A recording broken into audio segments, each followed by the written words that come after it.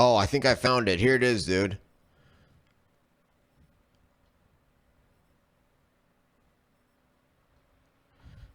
Yep, found it.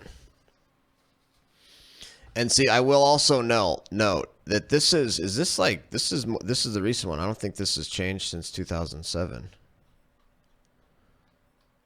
Look at this, dude. Okay, pandemic severity index. Category 1, less than 0.1%. Category 2, 0.1% to 0.5% case fatality ratio. We know that the case fatality ratio for this is mostly likely a Cat 1, potentially a Cat 2. I will give it potentially a Cat 2. Projected number of deaths in the United States population. Less than 90,000. Possible Cat 1 on that. Possible Cat 1 on that.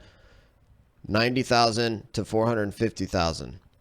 We're not going to have 450,000 people dead. We are not going to have 500,000 people dead. So this is a Cat 1 pandemic. Maybe a really weak Cat 2. Could be a weak Cat 2.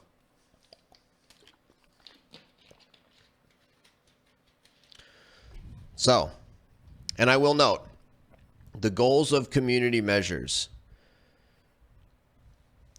Number 1, delay the onset of the outbreak. So you delay the onset of the outbreak so the outbreak doesn't happen until later. Number 2, reduce the peak burden on hospitals and infrastructure. Number 2. So that first one is so you can ramp up, prepare, and buy medical supplies and everything else.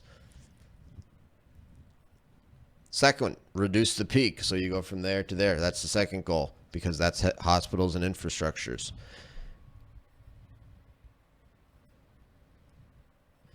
And number 3, the last and final goal, the least important goal, the goal that the places aren't even really looking to, and this is a distant goal that's not necessarily a big change. You might get a tiny number 3 goal. Decrease number of cases of death and illness and B, overall health impact. Very, very difficult to do level 3. Most of your main goals are delaying the onset and then 2, reducing the peak. That's hospitals and infrastructures.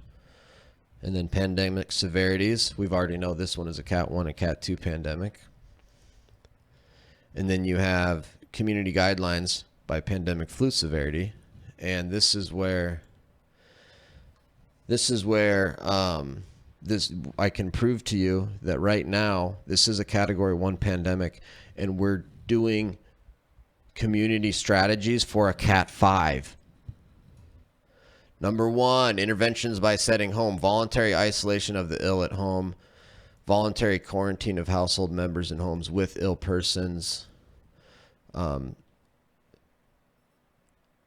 school, dismissal of students from school. Look at this. It's not even recommended to close down schools for a Category 1 pandemic.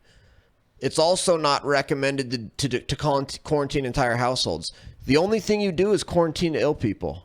All you do is quarantine ill people, which is a lot. If you're sick, stay home, and you do that and you stick to it. That's a lot. That's a lot of actual community strategies. That's recommended for a Cat 1. Nothing else is recommended for a Cat 1. Closing schools, closing workplace, community, adult social distancing, decreasing number of social contacts, increased distance between persons, modify, postpone, or cancel selected public gatherings, modify workplace schedules and practices, not even shut down workplace schedules and practices, just modify them. The only time any of this stuff is recommended for Category 4 and Category 5 pandemics. The only time any of these things are actually recommended are for a Category 5 pandemic.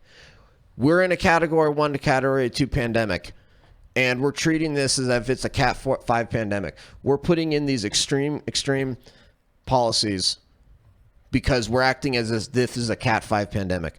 A Cat5 pandemic is a greater than 2% fatality ratio. We do not have that. We 100% know that we don't have a 2% case fatality ratio. 1.8 million deaths. Dude, they had models predicting this was going to be basically a category 6 pandemic. 2.2 million deaths. And it's like,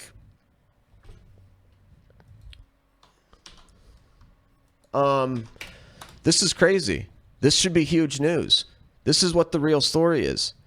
This is 100% the real story about what's going on with our response. And this is the CDC guidelines, CDC recommendations. Mitigation slides.